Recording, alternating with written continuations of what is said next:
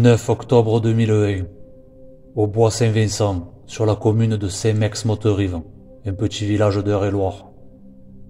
Un promeneur, en train de se balader dans la forêt, tombe sur une carcasse de voiture en train de se calciner. Mais qui a pu mettre le feu à cette voiture en plein milieu de la forêt, au risque que le feu se propage? La carcasse est encore fumante, mais personne autour. Est-ce un véhicule volé ou est-ce plus grave? Quoi qu'il arrive, il faut prévenir la gendarmerie de Lucé. Ces derniers, une fois sur les lieux, vont embarquer le véhicule. Mais impossible de savoir à qui il appartient. Il est tellement brûlé que rien ne permet de déterminer qui est le propriétaire de ce véhicule. La seule chose qu'ils savent, c'est que c'est une Seat Ibiza rouge. Ils n'arriveront à savoir que 2 jours plus tard, lorsqu'un proche de Aline Barbier, une jeune étudiante infirmière de 24 ans, vient signaler la disparition de la jeune femme. Une jeune femme portée disparue, et dont le véhicule est retrouvé incendié, c'est forcément inquiétant. Plusieurs dizaines de militaires vont donc passer la forêt où la voiture a été retrouvée au peigne fin. Ils vont aussi fouiller les alentours de Mainvilliers, la commune où résidait Aline, mais aucune trace de la jeune femme. 11 gendarmes de la section de recherche de Versailles vont être en charge du dossier. Ils vont s'atteler à retracer les derniers instants de Aline avant sa disparition. Ils vont interroger plus d'une 50aine de personnes de son entourage. Un d'eux va être placé en garde à vue, mais ça ne donne rien. L'enquête va déterminer que la dernière fois que Aline Barbier a été vue vivante, c'était le dimanche 7 octobre 2001 au soir. Ce jour-là, elle a loué une cassette dans un vidéoclub, puis s'est rendue dans la ville de Pierre, à côté de Maintenon, pour la regarder avec des amis. Après avoir regardé La vérité si je mens 2 avec ses collègues, Aline serait partie vers 1h du matin. Et c'est là que les enquêteurs perdent sa trace. Après avoir interrogé le patron du vidéoclub où Aline avait loué la cassette, ils vont se rendre compte que la jeune femme l'avait bien ramenée. Et il y a eu un mouvement bancaire sur son compte aussi, mais ils ne sont pas sûrs que ce soit Aline qui en soit à l'origine. Malgré leurs recherches, l'enquête ne donnera rien. Quelques mois après la disparition, le corps d'une femme de 54 ans est retrouvé dans une forêt des environs. Mais rien ne permet de faire le rapprochement avec la disparition d'Aline. Les enquêteurs vont se rendre compte que la seule personne qui pouvait en voir à Aline était un de ses ex. Les soupçons vont se porter vers lui. L'homme va même être incarcéré.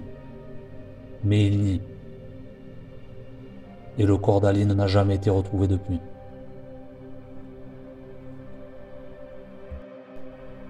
Bon, voilà à peu près les faits. Je vous ai encore parlé d'une affaire là où il n'y a pas d'informations, où on sait rien, et où c'est assez compliqué. Mais bon, en même temps, c'est le but de parler d'affaires comme ça qui sont tombées dans l'oubli. Donc à propos de cet ex là, il n'y a aucune information. On sait juste qu'il a été incarcéré et que le corps n'a pas été retrouvé. Il n'y a pas de traces de procès de cet homme, il n'y a rien. Donc je ne sais pas s'il a été incarcéré quelque temps qu'après ils l'ont relâché, ou s'il est toujours en prison. Quoi qu'il en soit, elle est déclarée morte, Aline Barbier. Parce que dans certains cas, même si la personne est disparue, il y a 2 lois en fait qui font qu'elle peut être déclarée morte. C'est souvent pour des histoires de succession, des choses comme ça.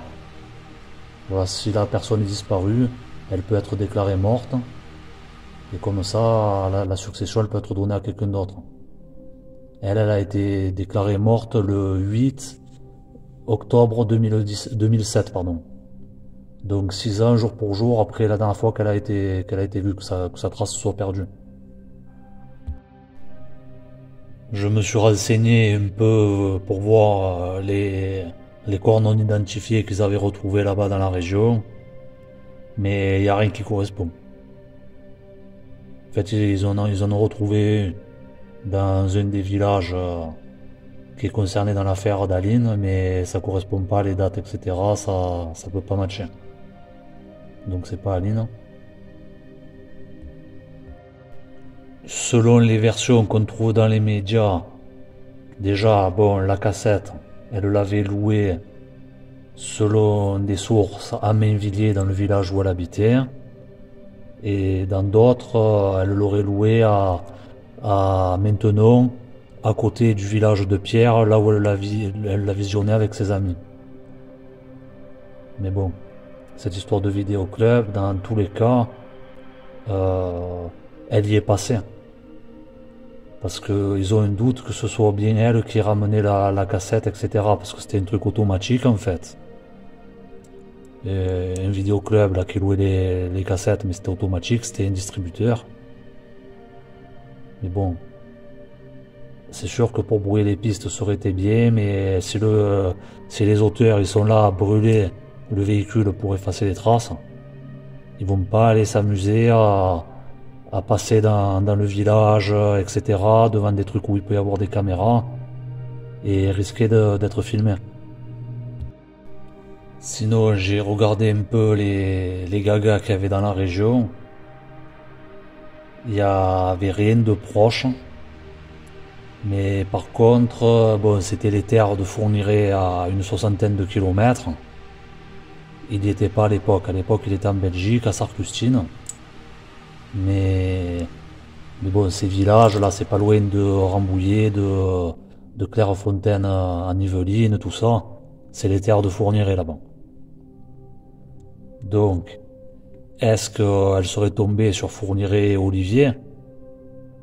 Et il enlève, l'autre il conduit le véhicule et ils vont l'incendier dans la forêt? C'est possible. Rien ne permet de le dire. Mais c'est une piste qui pourrait être explorée.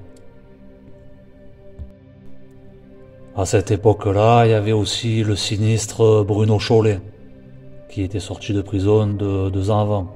Bruno Chollet, c'est un gars qui faisait le taxi clandestin. C'était un faux taxi, en fait, il ramassait des gens, mais c'était au black. Et il a enlevé une jeune suédoise, il a violé, il l'a tué. Autant lui, il se baladait vers là-bas, il est tombé sur elle aussi. C'est une probabilité.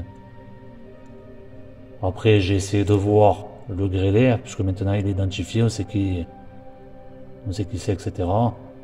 Mais bon, Vérove, donc le grêlé, il n'était pas à Paris dans ces années-là.